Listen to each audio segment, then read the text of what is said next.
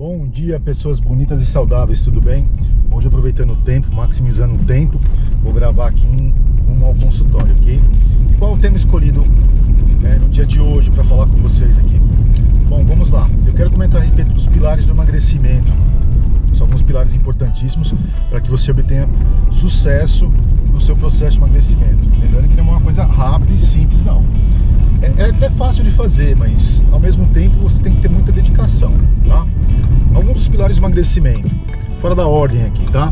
Uma nutrição adequada, exercício físico, uso de medicamento, baixando a inflamação, tratar o processo inflamatório intestinal, que a gente chama de desbiose intestinal, e exercício, como já comentei com vocês, né?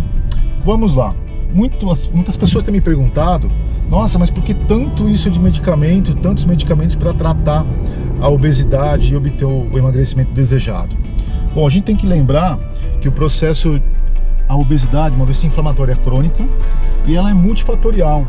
A gente tem que levar em consideração, o motoqueiro me passando aqui pela direita, que são vários fatores envolventes no processo. A gente tem que trabalhar na questão da ansiedade do paciente, na desbiose intestinal, que é um processo inflamatório e imunológico do seu intestino, com a relação de bactérias do bem e bactérias do mal, que eu vou explicar daqui a pouquinho. Como que a insulina trabalha, a glicose que você ingere, a velocidade com que ela trabalha é importantíssimo para que você obtenha esse processo de emagrecimento onde engorda. Então, por isso que é importante que você use vários e vários medicamentos. Vários não, alguns medicamentos. Eu não vou ficar dando dose aqui, vou citar alguns nomes, mas nomes genéricos, ok? Vamos lá. Eu preciso trabalhar, antes de mais nada, por que você engorda? Sim, é aquela coisa clássica, você ingeriu 2.000 calorias e gastou 1.000, o corpo ele quer obter essa reserva para ele. Então ele vai estocar na forma de gordura, células de adipócitos, células de gordura. Quando você ingere um alimento, esse alimento tem que ser transformado em energia. Aí o que faz? Você comeu e aquele alimento transformado em glicose, por exemplo, tem que ser colocado dentro da célula para que você obtenha energia, para que seu corpo funcione como um todo, seu músculo funcione, seu coração bata, você enxergue, faça cabelo, faça osso e por aí vai. Bom, acontece que a glicose é uma molécula grande e ela não entra tão fácil dentro da sua célula, você precisa da insulina. Só que quanto mais você vai comendo, a insulina ela vai, a gente chama isso de resistência insulínica, ela vai deixando de agir da maneira adequada. E com isso eu até brinco que a insulina é um hormônio engordogênico. E aí, levando a resistência insulínica, com o tempo você se torna pré-diabético e diabético. E aí você fica mais dificultoso ainda você colocar esse alimento dentro da célula e vai engordando, aumentando o número de células de adipócitos, ok? Então, já fica a dica, você vai precisar usar um medicamento para que haja nesse esquema todo da insulina, na velocidade, na ação da insulina, para que melhore a resistência, que melhore a sensibilidade à insulina, tá? Por outro lado, também a gente sabe que as pessoas que estão obesas, elas têm um mecanismo de saciedade de fome desregulado. Basicamente se dá por dois hormônios, um chamado grelina e o outro chamado leptina. Quando você come, você está com fome, chega um certo momento que você tem que entrar em saciedade. Pronto, aquele tanto que você comeu, basta para você naquele momento. Isso é uma pessoa que estiver regulada com esses dois hormônios, a grelina e a leptina.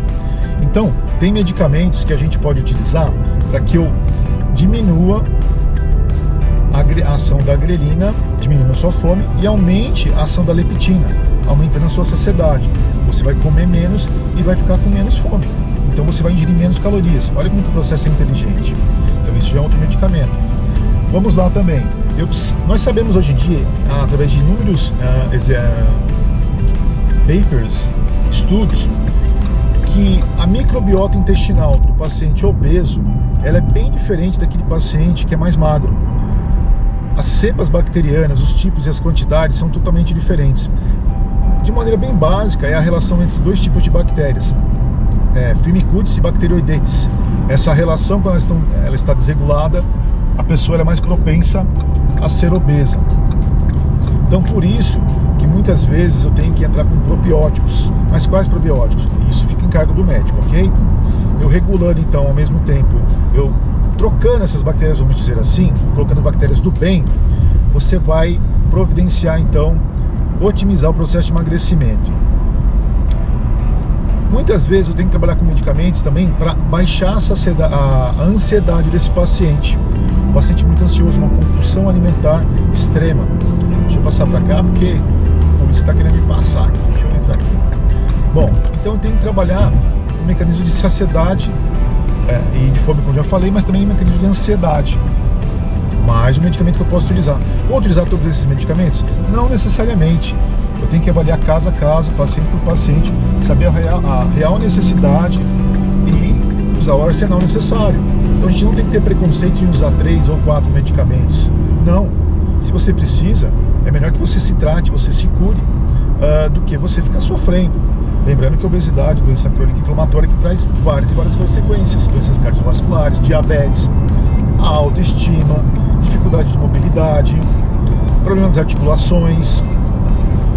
Então, precisa sim ser tratado de maneira global. Aí uma brincadeira que eu faço com vocês. Hoje em dia na internet é fácil você até descobrir o nome desses medicamentos, até as doses. E alguns deles você pode comprar sem receita médica. Outros você ainda bem que precisa de receita médica. Mas veja só, o seu carro quebra. Você pode muito bem saber, olha, quebrou o amortecedor e o freio está desregulado. Você vai numa autopeças e compra essas peças. Mas eu pergunto, você faria a manutenção do seu carro? Mesmo com as ferramentas, você não sendo um mecânico, eu não faria de maneira alguma. Eu não vou colocar minha vida em risco